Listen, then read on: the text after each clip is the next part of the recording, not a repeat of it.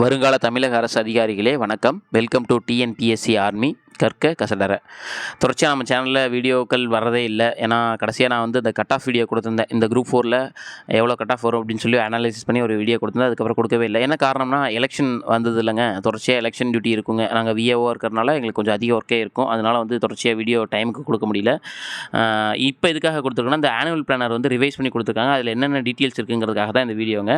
மறக்காமல் இந்த வீடியோவை கடைசி வரலும் பாருங்கள். அதே மாதிரியே நான் எப்பயும் போல் வழக்கம் போல் சொல்கிறது தான், யாராவது புதுசாக வந்திருந்தீங்கன்னா மறக்காமல் நம்ம சேனலை சப்ஸ்கிரைப் பண்ணிவிட்டு பாருங்கள். கூடுதலாக நம்ம சேனல் வந்து இன்ஸ்டாகிராம்லேயும் இருக்குங்க. டிஎன்பிசி ஆர்மி அப்படிங்கிற பேரில் வந்து இன்ஸ்டாகிராமில் இருக்குது. அதையும் ஃபாலோ பண்ணிக்கிங்க. அதே மாதிரியே நீங்கள் வாட்ஸ்அப் லிங்க்குள்ளே வரணும். அதாவது டெய்லி இதில் கரண்ட் அஃபேர்ஸு, மேக்ஸ் கொஸ்டின் இதெல்லாம் போடுறோங்க. இது உங்களுக்கு வேணும்னா நான் கீழேயே லிங்க் கொடுக்குறேன். அதில் ஜாயின் பண்ணிக்கிங்க. அதே மாதிரி நீங்கள் ஒரு சேனலாகவே வாட்ஸ்அப்பில் இப்போல்லாம் சேனல் ஆப்ஷன் இருக்குல்ல, அதில் போய் டிஎன்பிசி ஆர்மின்னு அடித்தாலே நம்ம சேனலை ஃபாலோ பண்ணிக்கலாங்க. தொடர்ச்சியாக நம்மளோட பயணிகள் கடந்த டிசம்பர் மாதமே டிஎன்பிசியால் வந்து ஆனுவல் பிளானர் வெளியிடப்பட்டிருந்தது. அதில் வந்து 2024 என்னென்ன எக்ஸாம் நடக்கும் அப்படின்னு சொல்லிட்டு ஒரு லிஸ்ட்டு கொடுத்துருந்தாங்க. அதன்படி வந்து கால் ஃபார் பண்ண ஆரம்பிச்சிட்டாங்க. குரூப் 1 கால் ஃபார் பண்ணிட்டாங்க.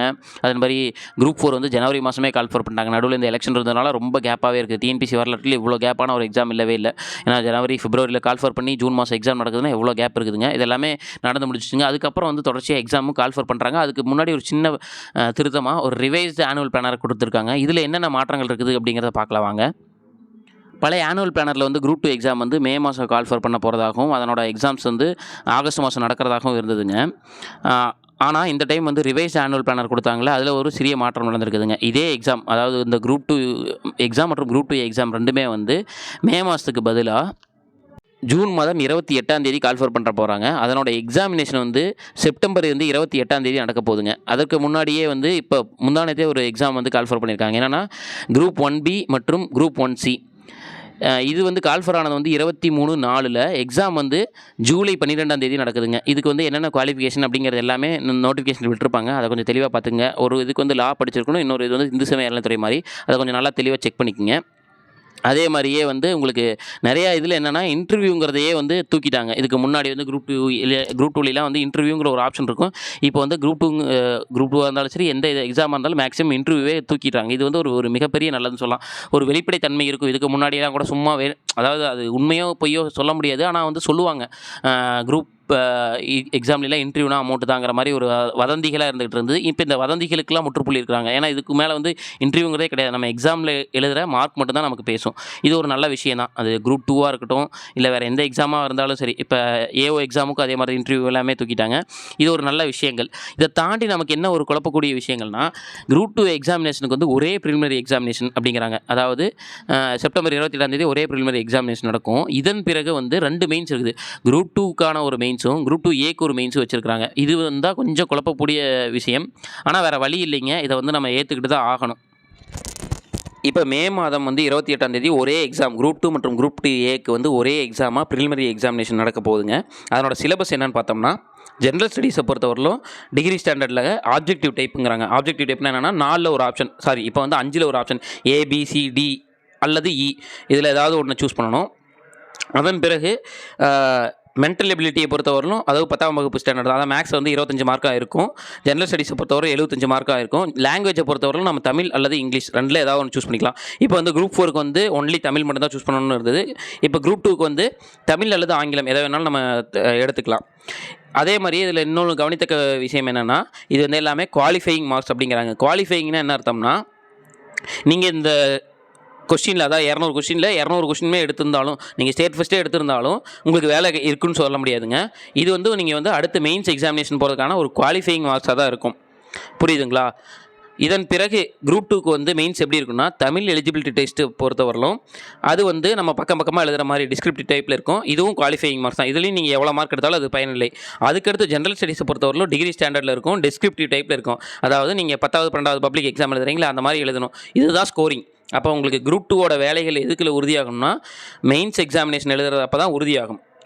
இதுவே குரூப் 2Aவை பொறுத்தவரையிலும் அதே தமிழ் எலிஜிபிலிட்டி டெஸ்ட் இருக்குது SSLC ஸ்டாண்டர்டில், டிஸ்கிரிப்டிவ் டைப்பு, அது குவாலிஃபையிங் தான்.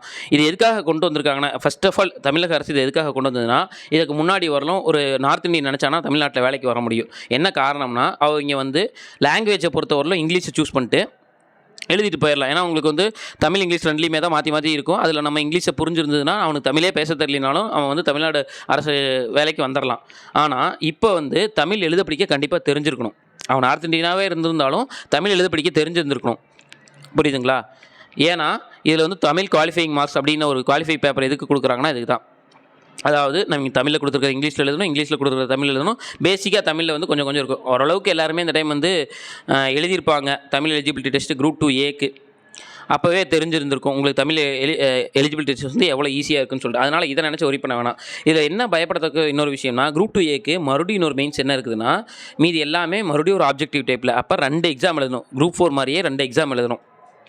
அதே மாதிரி இதை எப்படி தேர்ந்தெடுக்க போகிறாங்கங்கிறதுல இன்னுமே எனக்கும் குழப்பம் இருக்குதுங்க. அதாவது குவாலிஃபையிங் மார்க்ஸ் தான் முன்னாடி கொடுத்துருக்குறாங்க. அதை வச்சு அவங்க எப்படி சூஸ் பண்ண போகிறாங்கன்னு தெரியல. இதற்கான விளக்கங்கள் எல்லாமே நமக்கு வந்து ஜூன் 28ஆம் தேதி தான் வரும். அதன் வரலும் இதை பற்றி குறை சொல்கிறத விட்டுட்டு இப்போ தான் இப்படி நீங்கள் எல்லாமே நினச்சிட்டு இருக்கிறாங்க. என்னவோ டிஎன்பிசி இப்போ தான் இந்த மாதிரி எல்லாம் மாற்றங்கள் பண்ணிட்டு இருக்கிறதா நினச்சிட்டு இருக்காங்க. ஆனால் இது வந்து 2019 இருக்குது. 2019 எக்ஸாம் முடிச்சதுக்கப்புறம் தமிழே இல்லை, எல்லாமே ஜென்ரல் சயின்ஸ் தான் சொல்லிட்டு ஒரு மாடல் கொஸ்டின் பேப்பர் விட்டாங்க. அதன்படி நாங்களும் படிக்க ஆரம்பித்தோம். அதுக்கப்புறம் மறுபடியும் திருத்தி தமிழ் இருக்குன்னு சொல்லி விட்டாங்க. அதுக்கப்புறம் இங்கிலீஷ் இல்லவே இல்லைன்னு சொல்லி விட்டாங்க. இந்த மாதிரி நிறைய விஷயங்கள் இந்த மாதிரி நடந்து வந்துட்டு தாங்க இருக்குது. இப்போ உங்களுக்கு கண்ணு முன்னாடி இருக்கிறது 2 ஆப்ஷன். நீங்கள் இதுவரையில் எந்த கவர்மெண்ட் வேலைக்குமே போகாமல் நீங்கள் வந்து படிச்சுட்டு இருக்கீங்கன்னா குரூப் 4க்கு ஒழுங்காக படிங்க. இன்னும் ஒரு 50 நாள் தான் இருக்குது. இந்த எக்ஸாமினேஷனை முடிங்க. அதுக்கப்புறம் எதாக இருந்தாலும் பேசிக்கலாம். இல்லை நீங்கள் ஆல்ரெடி குரூப் 4லேருந்து ஒர்க் பண்ணிட்டு இல்லை குரூப் 2 தான் ட்ரை பண்ணுறீங்கன்னா ஃபஸ்ட்டு ப்ரிலிமினரி எக்ஸாமினேஷன் மே மாதம் நமக்கு இந்த கன்ஃபியூஷன் எல்லாத்தையுமே ஒரு பதில் கிடச்சிரும். அது வரலும் மே மாதம் வரலும் தரவு பண்ணுங்கள். நீங்கள் லாங்குவேஜை தரவு பண்ணுங்கள். அப்ஜெக்டிவ் டைப் இருக்கிறது. அப்ஜெக்டிவ் டைப்புங்கிறதுனால லாங்குவேஜை வந்து ஃபுல்லாகவே தரவு பண்ணி முடிக்க பாருங்கள். அதை விட்டுட்டு டிஎன்பிசி இப்படி பண்ணுறாங்க அப்படி பண்ணுறாங்கன்னு சொல்லிட்டு டிஎன்பிசி மேலே குறை சொல்கிறதுனால நமக்கு எந்த பிரயோஜனமே இல்லை. நமக்கு அது எந்த விதத்தில் யூஸும் ஆகாது. நம்ம இந்த விஷயத்துலேருந்து எப்படி கோ த்ரூ பண்ணுறோம், அதுக்கப்புறம் எப்படி மூவ் ஆன் ஆகிறங்கிறது தான் டிஎன்பிசியை பொறுத்தவரையிலும் முக்கியம். உங்கள் கையில் ஒரு சாவி இருக்குது ஆல்ரெடியே குரூப் 4 அப்படிங்கிறது. அதை விட்டுட்டு நீங்கள் மற்ற எக்ஸாம்ஸை பற்றி யோசிக்காதீங்க. இல்லை நான் குரூப் 2 தான் போவேன்னா நீங்கள் அதுக்காகவும் படிங்க. நீங்கள் இப்போ குரூப் 4 அப்ளை பண்ணல, நான் குரூப் 2க்காக தான் ஆல்ரெடி படிச்சுட்டு இருக்கேன். இல்லை நீங்கள் ஆல்ரெடி வேலையில் இருப்பாங்க சில பேர். குரூப் 4லேயே வேலையில் இருந்துட்டு குரூப் 2 படிக்கிற மாதிரி இருந்தால் நீங்கள் ஃபஸ்ட்டு இப்போதைக்கு ப்ரிலிமினரி எக்ஸாமினேஷன் படிங்க. ப்ரிலிமினரி முடிச்சதுக்கப்புறம் உங்களுக்கே ஒரு ஐடியா இருக்கும். அதுக்கப்புறம் என்னன்னு சொல்லிட்டு அவங்களே தெளிவுபடுத்திடுவாங்க. என்னை பொறுத்தவரையிலும் இன்டர்வியூ கிடையாதுங்கிறது ஒரு மிகப்பெரிய நல்ல விஷயம். இன்னும் நான் இதில் ரொம்ப சந்தோஷப்படுகிற விஷயம் இன்டர்வியூ கிடையாது. ஆல்ரெடி நம்ம ஒரு எக்ஸாமினேஷன் எழுதி தானே இருக்கோம். அதே மாதிரி இன்னொரு எக்ஸாமினேஷன் எழுதுறதுனால எந்த தப்பு இருக்க போகிறதில்ல. அது டைம் வேஸ்ட் தான். இருந்தாலும் இதுக்கான சட்டத்திட்டங்கள் இப்படி தான் இருக்குன்னா நம்ம அதன்படி தான் நம்ம ஃபாலோ பண்ணி ஆகணும். இதில் வேறு வழியே இல்லை. நம்ம வந்து சும்மா ஒரு 4 ட்விட்டர் எடுத்து பேசிகிட்டு இருக்கிறனாலையோ இல்லை டிஎன்பிசியை குறை சொல்கிறனாலையோ அவங்க வந்து மாற்ற போகிறது கிடையாது. அவங்க மாற்ற அன்னைக்கு அது மாறும், அவ்வளோதான். அதை தாண்டி நீங்கள் உள்ளே எப்படி போகிறீங்க, அந்த எக்ஸாமினேஷன் தாண்டி எப்படி நீங்கள் வேலைக்கு போகிறோங்கிறது தான் முக்கியம். கண்டிப்பாக இந்த வீடியோவில் நீங்கள் ஏதாவது ஒரு விஷயங்கள் யூஸ்ஃபுல்லாக தெரிஞ்சுட்ருப்பீங்க நம்புகிறேன். தொடர்ச்சியாக நம்ம சேனலில் இந்த மாதிரி வீடியோக்கள் கொடுத்துட்டே இருக்கோம்.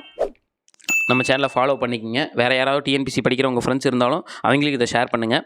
மறக்காமல் அந்த வாட்ஸ்அப் சேனல்லையுமே இன்ஸ்டாகிராம் சேனல்லையும் ஜாயின் பண்ணிக்கோங்க. நன்றி, வணக்கம். வாழ்க தமிழ், வெல்க தமிழ்.